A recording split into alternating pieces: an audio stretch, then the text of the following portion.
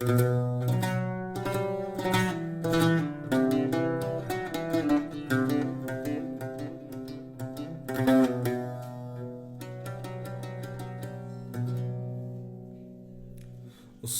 يا لميمة وفخر بالولاد ما داروا جريمة ما باعوا البلاد بسلمية وتبسيمة واقفين ضد الفساد بصح جات التعليمة والقاضي يطيع الزياد تحية ثورية لخاوتنا في الحباس في سبيل الحرية والله ما نقطعوا الياس تحية ثورية لخاوتنا في الحباس في سبيل الحرية والله ما نقطعوا الياس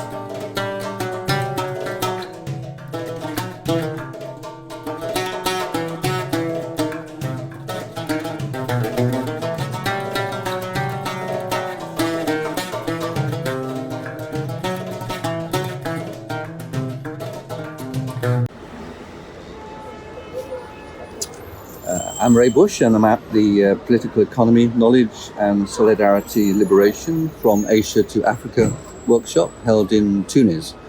And I'm delighted to be with Brahim Rouabah, who is looking at the debate and context of uprising or revolution in Algeria. And he's also very interested in how he understands the process of knowledge production during the struggles that are currently taking place. And the first thing I wanted to ask is it a revolution? What does it actually look like?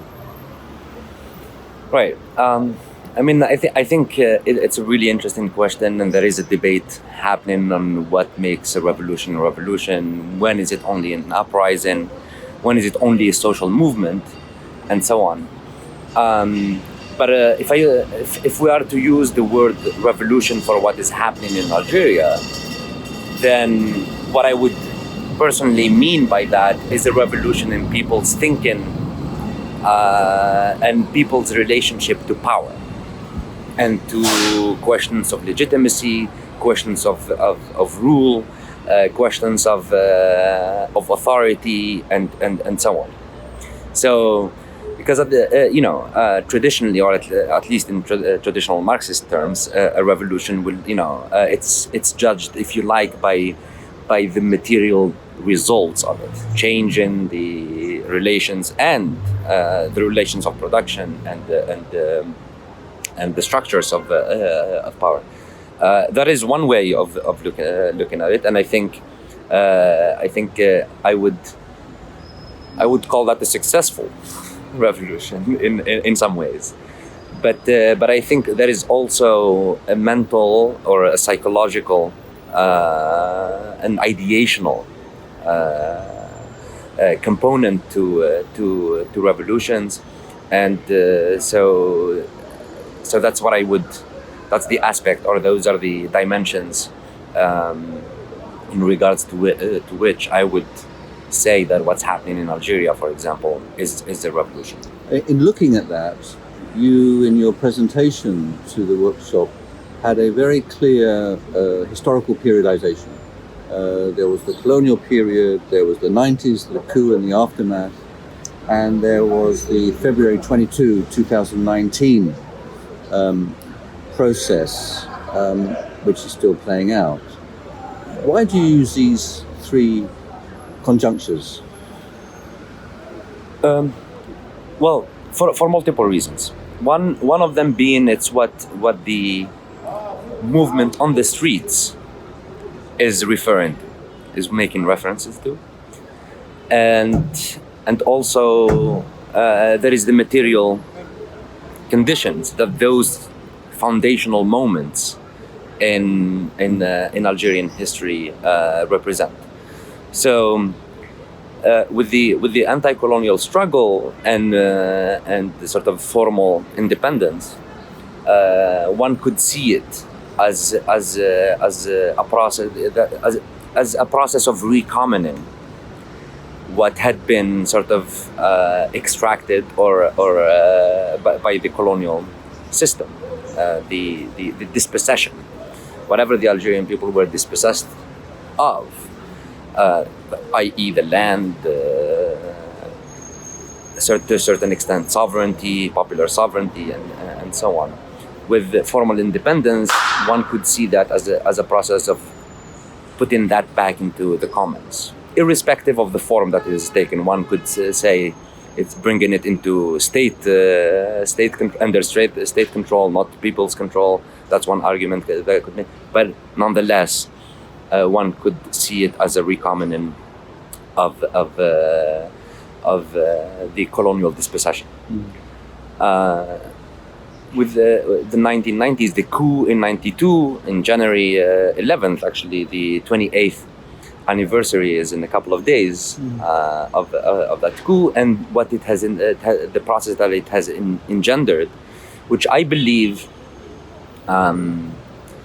is commonly talked about even in academic discourse as or framed as a civil war, as and I think that is mainly due to the mainstream framing, hegemonic framings post Cold War, in understanding and studying political violence in the global South. But I see it more as a process. What that had started is a process of in some ways primitive accumulation and accumulation through dispossession. That's the main dispossession in the last 60 years in Algeria happened in the 90s, or it started really in the 90s. Growing up in Algeria in the 80s, I didn't have the concept of a billion. That was an alien concept to me. But the privatization of publicly owned goods, companies, and institutions, the fortunes that were made overnight, the laying offs that took place, millions of hundreds of thousands lost their jobs, and by extension, millions were pauperized in that process. So there is that was a stage in which Algerians were dispossessed materially. And what came in the 2000s, and that's when what we call now the oligarchy, the Algerian oligarchy or military oligarchy, that's when it was really constructed. The military side of it has a longer history and goes back to the anti-colonial struggle and the moment of formal independence. But the oligarchic component is really sort of comes into being in the 90s and the 2000s. 2000s it's accelerated, and there is a process of compradorization of that oligarchy. So that's the dispossession that happens on the material level. On the ideational level, there is a different form of dispossession. In 2005, you have the so-called reconciliation law, which effectively is enforced amnesia on what happened in the 90s, which prevents a law that prevents Algerians from putting or questioning the role of who killed who in the 90s, who was doing all those massacres, what happened in the 90s. So the official narrative, if you like, has to be taken as at face value. So, and for me, that's a form of dispossession. The people are being dispossessed of their memory, of their history, so it's concomitant and it's complementary to the material dispossession that Algerians were subjected to in the 90s. Finally, you made a point throughout your presentation about knowledge production. Knowledge production running alongside driving or a product of the revolutionary process. Could you give a couple of examples for that? Right. So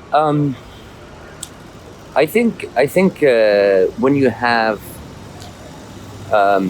when in similar conjunctures like this, when you have popular movements like this, be it we won't split hairs about whether this is an uprising or revolution, or that the struggle is not only it doesn't only get played out on the streets and in the battlefield, if you like, but also in terms of the narrative.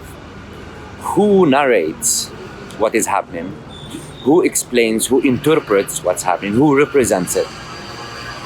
According to what frameworks? According to what periodizations? And in what sort of temporality and towards what telos such representation or interpretation happens. And you tend to either have, there is a geographical, there is a racial, there is a class dimension to all of this. Who has access to write in certain newspapers, in what language, what kind of audience do they have access to, and so on and so forth. I say this again because I lived in Tunisia, just post uprising revolution, 2011 and until 2016, and I sort of witnessed firsthand how that process unfolded. Who was writing on Tunisia? What did they think the Tunisian uprising or revolution was about? And then the gulf between what was written and what Tunisians were telling me in Tunisia. So that made me sort of very sensitive to keep an eye out on how is the popular movement in Algeria being narrated, by whom, what do they think it's about, and so on and so forth. And I think one way of doing it, or at least that's what my approach to avoiding that pitfall, is to let the street speak for itself. For example, looking at the slogans. What are they saying? Why are they saying it in this way? What are they not saying? And why? And why are they saying what they are saying at that particular moment? Because there are some of the slogans that we see have not changed since last February, and they have been constant, albeit in different inflections throughout the last 11 months, whereas others have sort of mutated and taken different forms depending on the conjuncture, the short durée conjuncture, if you like. So that's sort of that's what I mean by that, and also generally when people speak about knowledge production, we think of certain institutions such as the university and so on, and I think moving away from that, seeing the role of the street, seeing the role of the football stadium, seeing the role of groupings and how these slogans come about, who puts them up, who sings them the first time, how do they get diffused. There is an example of one of the weeks, one of the Fridays. The next one will be the 47th consecutive Friday of protest, and today is the 46th Tuesday. So hundreds of thousands of people were on the streets today in Algeria. You see how a group of women, for example, would chant a slogan this week. That video gets circulated and goes viral, and then the next week you have millions of people chanting that. So there is the production, the dissemination that doesn't happen at the university, and the dissemination does not happen in a peer-reviewed academic journal, but it takes the form of new technology, social media, but without sort of fetishizing it, because I know that in the last few years, sort of the social media has been sort of put on the pedestal. Facebook revolution. Exactly. In fact, Facebook has played a particularly vicious role in Algeria, where thousands, if not tens of thousands, of pages, accounts belonging to journalists, bloggers, and critical voices in general who are trying to cover what's happening have been shut down in total complicity with the oligarchy and military oligarchy in Algeria, and with the complicity of the regional office in the UAE, where they have great sort of say in anything that is published in Arabic, for example. That's in addition to the shares that they own through their sovereign fund. Thank you very much. Of course, it's my pleasure.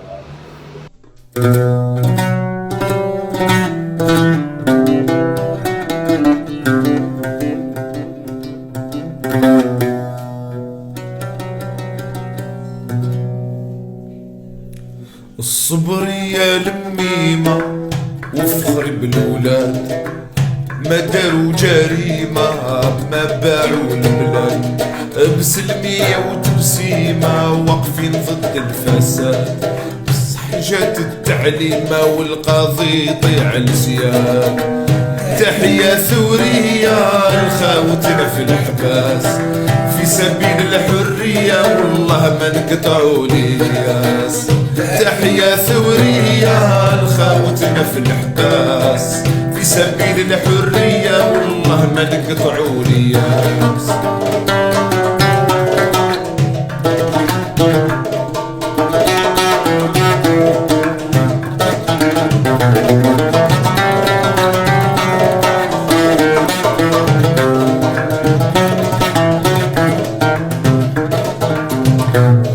مسؤولية عظيمة على ركبة القياد، كذبوا في اليتيمة وشراو صوت العباد، راحت ريما القديمة وحبينها تنعاد، يخيطوا لها كوستيمة ويحطوها في الفساد.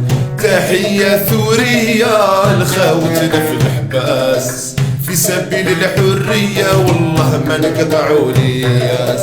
تحية ثورية لخاوتنا في الحباس، في سبيل الحرية والله ما نقطعوا الياس.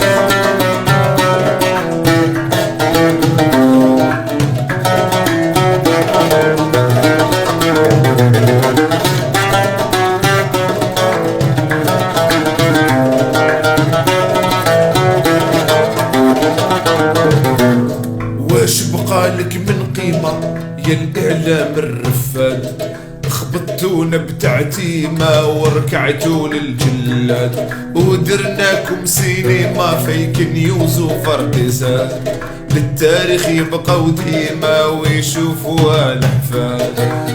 تحية ثورية لخاوتنا في الحباس، في سبيل الحرية والله ما نقطعوا الياس.